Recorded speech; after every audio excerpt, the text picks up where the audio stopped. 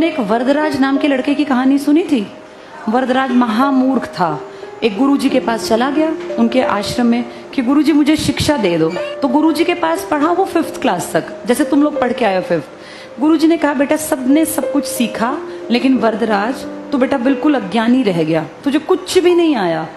तू एक काम कर, तू चला जा बेटा, तू आगे मत पढ़, तू सीख नहीं पाएगा। तो वरदराज चला गया, बहुत दुखी हुआ।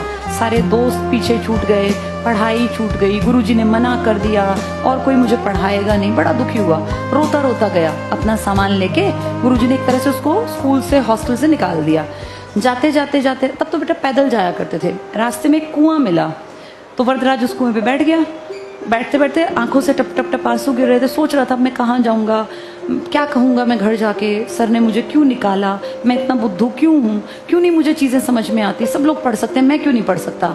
वरदराज बहुत दुखी था, बहुत परेशान था, क्योंकि इमोशंस तो सबके अंदर होते हैं, दुख सबको होता है। तो बैठे बैठे वहाँ उसकी नज़र गई, जो कुएं की मुंडेर थी उसके पास, जहाँ रस्सी से पानी निकालते थे, जहाँ रोज रस्सी से पानी निकलता था, वहाँ का पत्थर थोड़ा सा घिसा हुआ था, अच्छा कटा हुआ था। तो वरदराज ने सोचा ये इतना टाइट पत्थर जो कि आदमी के अगर सर पे मार दे तो मर जाए, ये पत्थर कैसे घिस गया। उसने बहुत सोचा पत्थर कैसे घिस गया। वहां से कोई समझदार सा आदमी गुजर रहा था, उसने बुलाया बाबूजी एक बार देखना ये इतना भारी भरकम मोटा पत्थर ये घिस कैसे गया, और सिर्फ यहीं से घिस गया एक छोटी जगह से। तो उस आदमी ने कहा अरे मूर्ख, तुझे नहीं पता ये रस्सी जो लगातार इस्तेमाल हो रही है पानी लाने के लिए, खींचने के लिए, इस रस्सी के जोर ने इस पत्थर को काट दिया। तो वरदराज ने कहा सर ये रस्सी तो बहुत हल्की है, तो नारियल के उस धागों से बनी है। नारियल देखा है, कच्चा नारियल, उसके ऊपर देखे वो जब हम कन्या जमाते हैं अपने घर पे तो नारियल नहीं रखती मम्मा, वो जो होते हैं ना उसके उसको बोलते हैं कॉयर, उसकी रस्सी एक पत्थर को कैसे काट गई। तो उस आदमी ने कहा कि लगातार लगातार लगातार, बेशक रस्सी कमजोर है, वो जिस फाइबर से बनी है कमजोर है, लेकिन इस मोटे पत्थर पे लगातार जब वो रस्सी घिसती रही घिसती रही घिसती रही तो ये पत्थर काटने की क्षमता उसमें पैदा हो गई।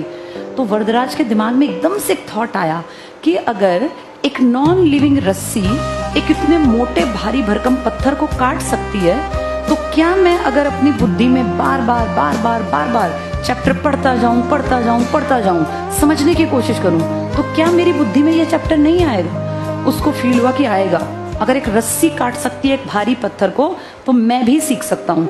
आंसू तुरंत से पहुंचे, उठा, अपना बैग उठाया, मास्टर जी के वापस वहीं भाग गया अपने आश्रम, और गुरुजी को जाके पैर पकड़ लिया कि गुरुजी मुझसे गलती हो गई, मैं पढ़ता नहीं था, मैं अभ्यास नहीं करता था, प्रैक्टिस नहीं करता था, आपने मेरी आंखें खोल दी यहाँ से निकाल के, थैंक यू। और मैं हाथ जोड़ के कहता हूँ आप मुझे एक मौका और दे दो, अगर मैं इस साल अपने आप को ना बदल लूँ ना तो मैं अपने आप ये छोड़ के हॉस्टल, ये शहर, ये सब छोड़ के चला जाऊँगा, वापस नहीं आऊँगा। गुरुजी को फील हुआ कि भैया कोई भी कभी भी बदल सकता है, ठीक है बेटा मैं तो खुश हूँ कि तू पढ़ ले। गुरुजी ने उसको आश्रम में रख लिया। 1 साल इतनी मेहनत की वरदराज ने कि वो क्लास में फर्स्ट आया। कहाँ तो वो फेल हुआ था, कहाँ वो फर्स्ट आया।